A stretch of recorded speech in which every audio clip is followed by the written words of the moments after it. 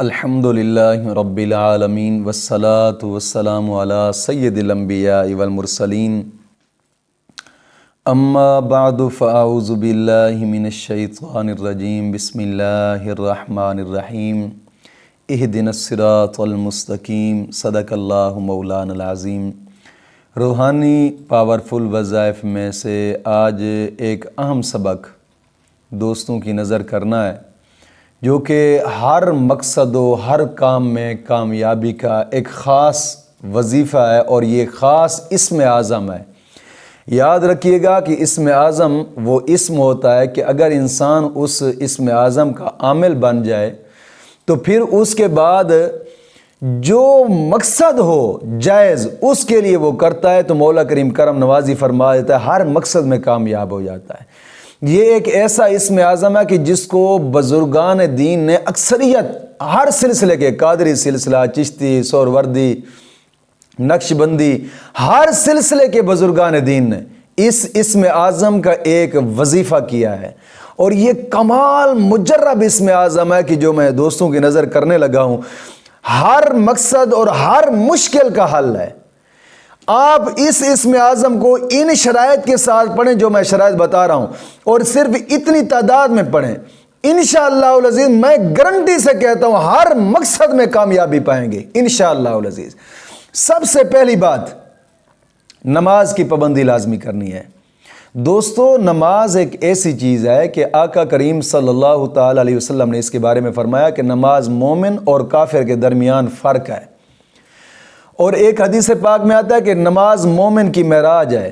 یار نماز بہت اہم فریضہ ہے، جتنا تم دور نماز سے ہوتے جاؤ گے نحوستیں بڑھتی جائیں گی۔ کوشش کریں، یہ حقیقت بات ہے، ہمارے اپنے تجربات سے گزرا ہے کہ نماز جہاں نہ پڑھی جائے نا وہاں لڑائیاں، جھگڑے، رزق کی تنگی بہت زیادہ ہوتی ہے، بہت زیادہ۔ یہ ہمارے اپنے تجربات سے گزرا ہے۔ میرے اپنے جناب علی آفس کے اندر، دفتر کے اندر کچھ دوست ایسے آئے جو بے نمازی تھے، ایک رات رہے۔ میں حقیقت کہہ رہا ہوں کہ ان کی نحوست اتنی بڑی نا، میں نے سمجھا کہ آپ نماز پڑھیں گے، لیکن بعد میں مجھے پتہ چلا کہ انہوں نے نماز ہی نہیں پڑھی، اور اتنی نحوستیں دیکھی ہیں کہ خود حیران رہ گیا۔ دوستو، نماز بہت اشد ضروری ہے، نماز کی انتہا درجے کی نحوست ہوتی ہے۔ کوشش کریں کہ نماز کی پابندی لازمی کریں، اور ہر نماز کے بعد 11 مرتبہ کلمہ طیبہ اور 11 مرتبہ درود پاک، یہ اشد ضروری ہے۔ کبھی کبھار ایسے آ جاتے ہیں لوگ کہ جو بے نمازی ہوتے ہیں اور ان کی نحوستیں بھی بہت زیادہ ہوتی ہیں، رب پناہ عطا فرمائے۔ اور دوسری شرط یہ ہے کہ اپنے تمام گناہوں سے توبہ کریں اور آئندہ گناہ نہ کرنے کا پختہ عزم کریں۔ کچھ دوست ایسے ہوتے ہیں توبہ بھی کرتے ہیں، ادھر سے گناہ بھی کرتے ہیں، وہ گناہ کو گناہ سمجھتے نہیں، چھوٹی چھوٹی چیزوں پہ غور نہیں کرتے بالکل۔ تو تمام گناہوں سے توبہ کریں اور آئندہ گناہ نہ کرنے کا پختہ عزم کریں۔ اور تیسری شرط یہ ہے کہ اپنے جناب روزانہ کی بنا پہ کم از کم 2 رکوع قرآن پاک کی تلاوت کے لازمی کریں۔ صبح صبح اٹھ کر قرآن پاک کی تلاوت کیا کریں، کہ حدیث پاک میں آتا ہے کہ جو صبح صبح اٹھ کر قرآن پاک کی تلاوت کرتا ہے مولا کریم سارا دن اس کا اچھا کر دیتا ہے۔ کوشش فرمائیں، اور حدیث پاک میں آتا ہے قرآن کریم کی تلاوت کرنے کے بعد انسان جو بھی دعا مانگتا ہے مولا کریم اس کی دعا کو قبول فرماتا ہے۔ کوشش فرمائیں کہ روزانہ کی بنا پہ، یار اگر صبح کے ٹائم نہیں ملتا، ظہر کے ٹائم، عصر کے ٹائم، مغرب کے میں، عشاء کے وقت، جس وقت جی چاہے قرآن پاک کی تلاوت لازمی کریں۔ حدیث پاک میں آتا ہے قرآن کریم کی تلاوت کرنے کے بعد انسان جو بھی دعا مانگتا ہے مولا کریم اس کی دعا کو قبول فرماتا ہے۔ کوشش فرمائیں کہ قرآن پاک کی تلاوت لازمی کریں۔ اور چوتھی شرط یہ ہے، اگر اپنے قریبی رشتہ دار، بہن بھائی، والدین جو روٹھے ہوئے ہیں ان کو منانے کی کوشش کریں، نرمی اختیار کریں۔ دوستو، جو حدیث قدسی میں آتا ہے کہ جو زمین والوں پر رحم نہیں کرتا، عرش والا رب اس پر بھی رحم نہیں کرتا۔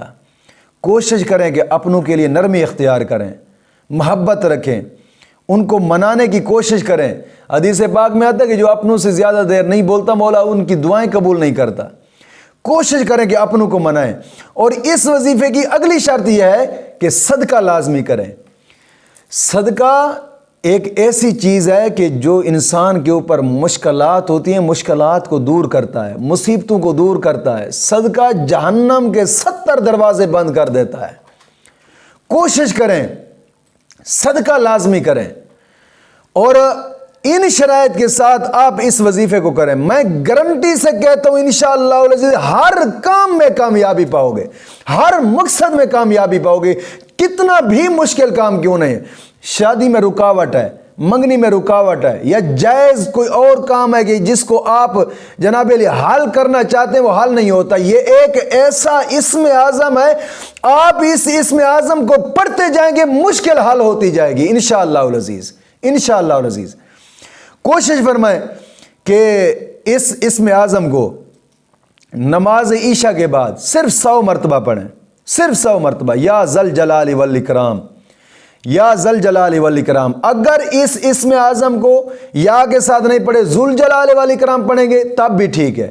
اگر یا ذل جلال والاکرام پڑھیں گے تو آپ ادھر سے پڑھتے جائیں گے، مشکل حل ہوتی جائے گی۔ یہ ایک ایسا اسم اعظم ہے، اور عشاء کی نماز کے بعد 100 مرتبہ پڑھنا اشد ضروری ہے، بالکل ضروری، اور بقایا نمازوں کے بعد آپ پڑھیں گے تو زیادہ بہتر ہے، ورنہ چلتے پھرتے اٹھتے بیٹھتے اس اسم اعظم کو پڑھتے جائیں، جتنا زیادہ تیزی سے پڑھتے جائیں گے اتنی مشکلات آپ کی حل ہوتی جائیں گی انشاءاللہ العزیز۔ یا ذل جلال والاکرام، اس اسم اعظم کو پڑھیں، انشاءاللہ بے پناہ اس کے فائدے آپ دیکھیں گے، بے پناہ۔ مولا کریم دین متین کی سمجھ عطا فرمائے۔